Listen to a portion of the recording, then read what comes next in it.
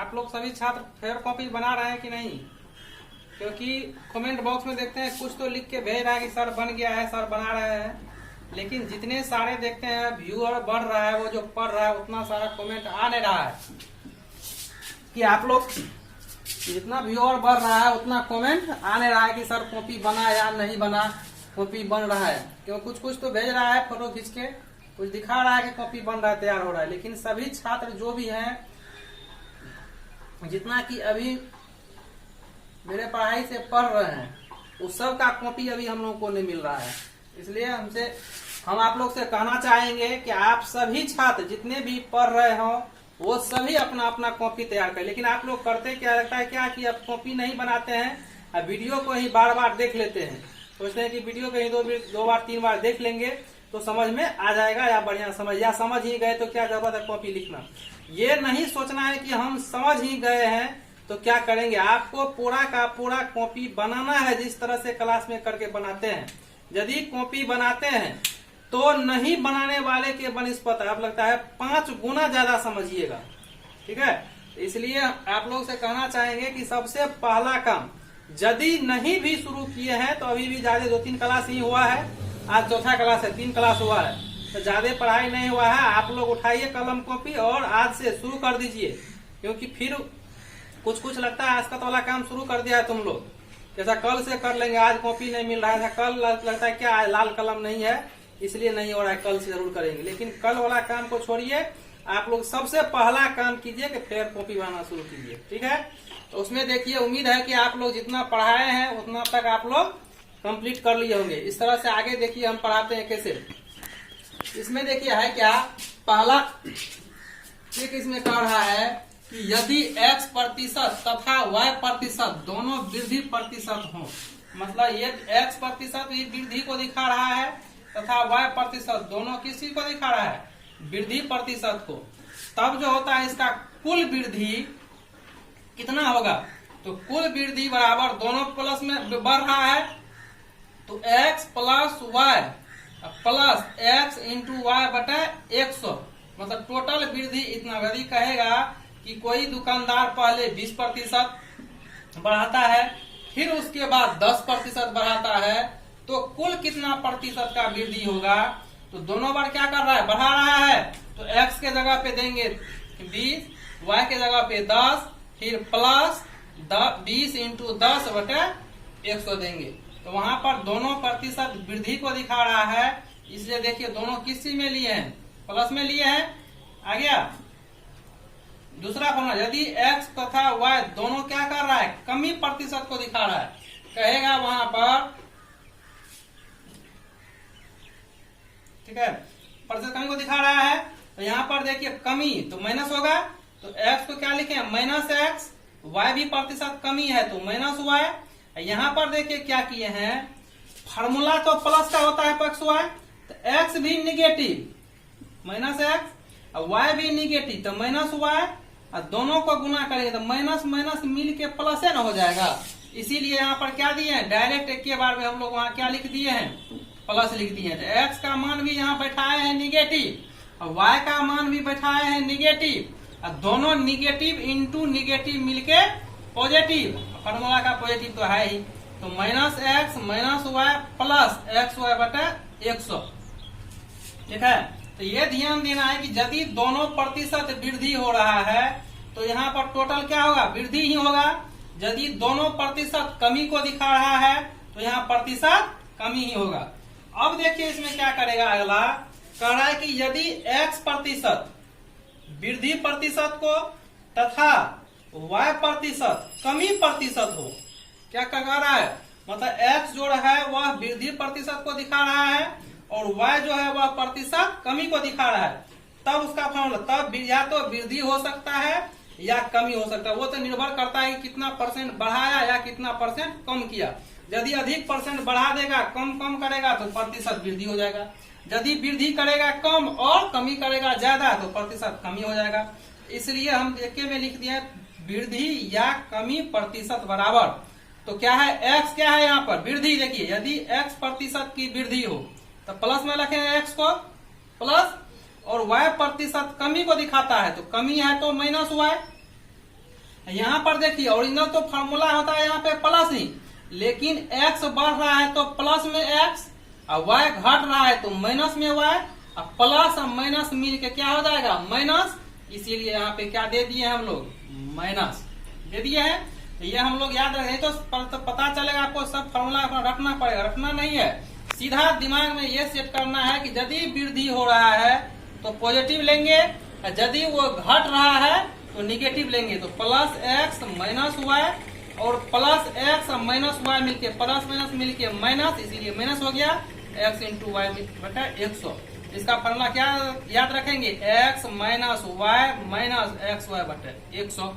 अगला देखिए इसमें क्या होता है, अब होता है कि प्रतिशत या वृद्धि या कमी। तो ये पता कैसे चलेगा इसका जो प्रतिशत वृद्धि हो रहा है या प्रतिशत कमी हो रहा है। तो इसका जो हम लोग वैल्यू निकालेंगे, इसका वैल्यू, इसका मान निकालेंगे, देखेंगे या तो इसका मान निगेटिव आएगा या पॉजिटिव आएगा।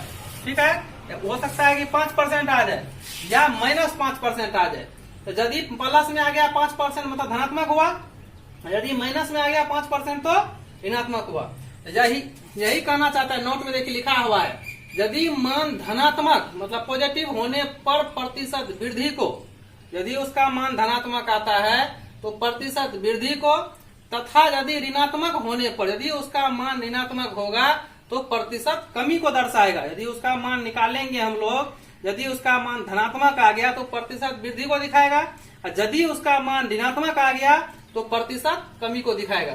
ठीक है, अगला देखिए करा, यदि x प्रतिशत की कमी हो जाती है, और क्या किया पहले कमी हो गया, क्या हो गया पहले कमी हो गया, तो x प्रतिशत की कमी को तथा y प्रतिशत वृद्धि को दर्शाता हो तो प्रतिशत वृद्धि या कमी प्रतिशत बराबर, तो x क्या है कमी है, देखिए माइनस x, ये y क्या है वृद्धि है तो प्लस में y, यहाँ रखे हैं x माइनस में, माइनस एक्स और y प्लस में, तो प्लस और माइनस मिलके यहाँ क्या हो गया माइनस, तो माइनस एक्स वाई बटे 100, तो minus X plus Y minus X Y बटे 100।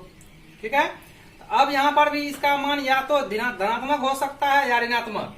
तो कैसे जानेंगे कि प्रतिशत वृद्धि हुआ कि कमी, तो मान यदि धनात्मक होता है तो हम लोग समझेंगे प्रतिशत वृद्धि हुआ, यदि मान ऋणात्मक आता है तो समझेंगे प्रतिशत कमी हुआ। तो वही लिखा हुआ है, मान धनात्मक होने पर प्रतिशत वृद्धि तथा ऋणात्मक होने पर प्रतिशत कमी होगी। ठीक है, इस पर देखिए हम लोग एग्जाम्पल दिए हैं, कह रहा है कि एक दुकानदार रेडियो की कीमत पहले 25% क्या करता है, एक दुकानदार रेडियो की कीमत पहले 25% तथा बाद में 20% बढ़ा देता है। पहले क्या करता है 25% बढ़ाता है और फिर क्या करता है फिर 20% बढ़ा देता है। तो कहता है रेडियो का कुल वृद्धि कितना हुआ, उसमें प्रतिशत वृद्धि टोटल कितना हुआ, तो प्रतिशत वृद्धि बराबर दोनों बढ़ाया है, तो x plus Y plus X Y बटे 100। x का मान कितना बढ़ाया था 25% पहली बार, दूसरी बार में 20%, तो 25 प्लस 20 प्लस 25 गुना 20 बटे 100। यहाँ पे काटेंगे तो देखिए 25 से काटेंगे तो 25 चौका 100, 4 से काटेंगे 20 को, 4 पंचे 20, मतलब इसको सॉल्व कर कितना आया 5, तो 25 प्लस 20 प्लस 5 मिलके 25 से 20 मिलके 45 और प्लस 5 मिलके 50, मतलब कितना परसेंट का टोटल वृद्धि हो गया 50% का वृद्धि हो गया। यदि इस तरह से इस फॉर्मूला को हम लोग याद रखेंगे तो बड़े से बड़े क्वेश्चन को हम लोग तुरंत मिनटों क्या सेकेंडों में, मुश्किल 2-3 सेकेंड लगेगा, इसको हम लोग सॉल्व कर सकते हैं।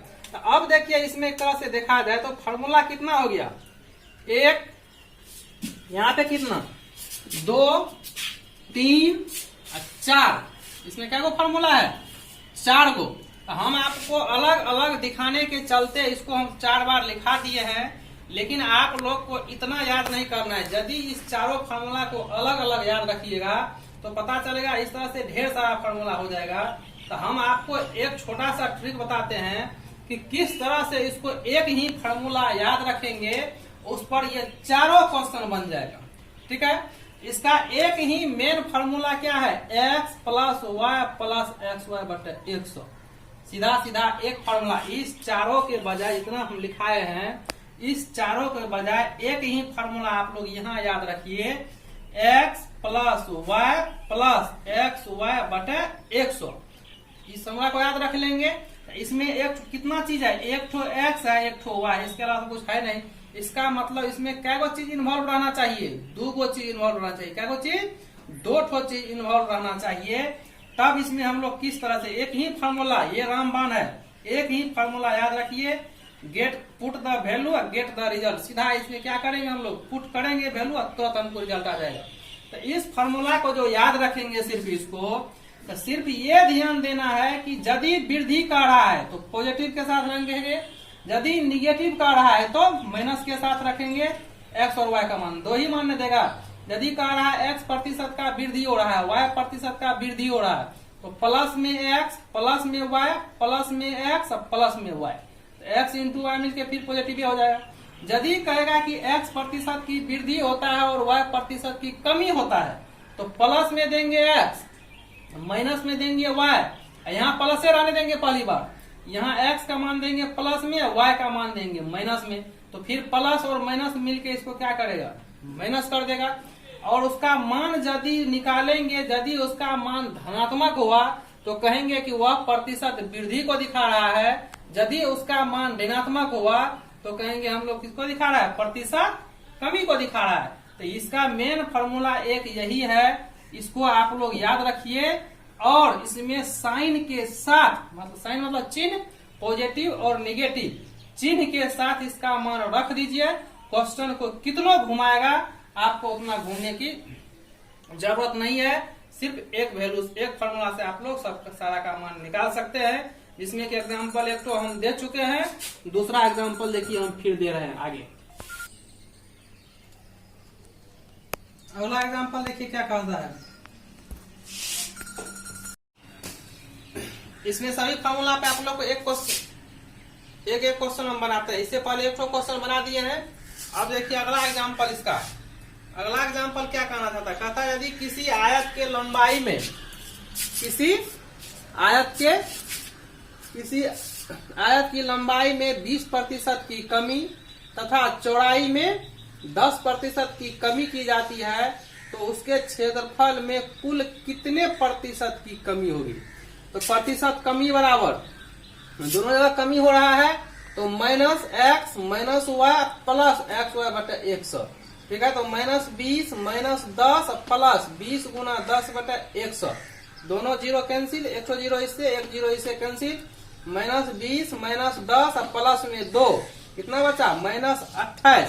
माइनस चिन्ह क्या दर्शाता है कि यह प्रतिशत कमी हो रहा है। इसका मतलब उसमें कितना प्रतिशत का कमी हो रहा है, 28% का कमी हो रहा है।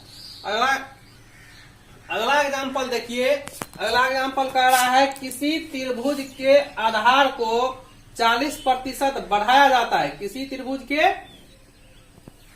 आधार को 40% बढ़ाया जाता है तथा उसके ऊंचाई को 20% कम कर दी जाती है, तो उनके क्षेत्रफल में कितने प्रतिशत की वृद्धि या कमी होगी। तो चलिए प्रतिशत वृद्धि या कमी बराबर, प्रतिशत वृद्धि या कमी बराबर, तो पहले क्या हो रहा है, बढ़ रहा है तो प्लस में एक्स, उसके बाद घट रहा है तो माइनस में वाई, माइनस एक्स वाई बटे 100। तो क्या कितना बढ़ रहा है, 40% बढ़ा रहा है, 20% घट रहा है, माइनस में 40 गुना 20 बटे 100, तो कितना निकला 12%। कितना निकला 12%। कितना इसका मान क्या निकला धनात्मक में। तो पॉजिटिव आने पर क्या होता है, इसका मान धनात्मक मान यह बतलाता है कि क्षेत्रफल में 12% की वृद्धि हुई। यदि उसका मान पॉजिटिव आता है तो वो प्रतिशत वृद्धि को दर्शाता है, यदि उसका मान निगेटिव आता है तो प्रतिशत कमी को दर्शाता है।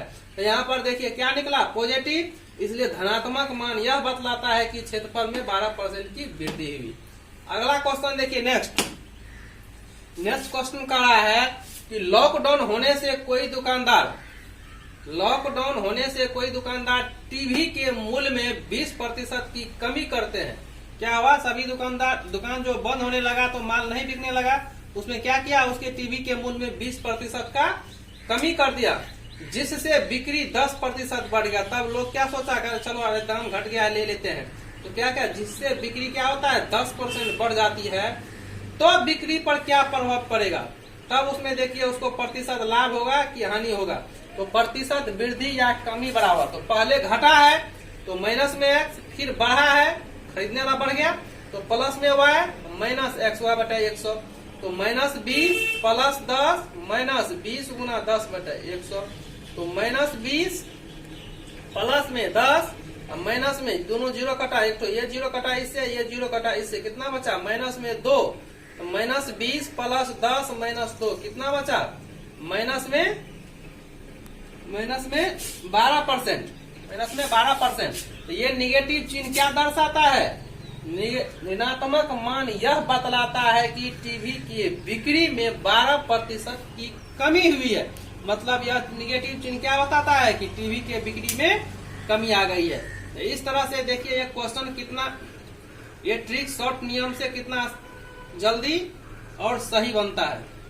आप लोग इसको बराबर रिवीजन कीजिए, आगे देखिए हम फिर दिखाते हैं।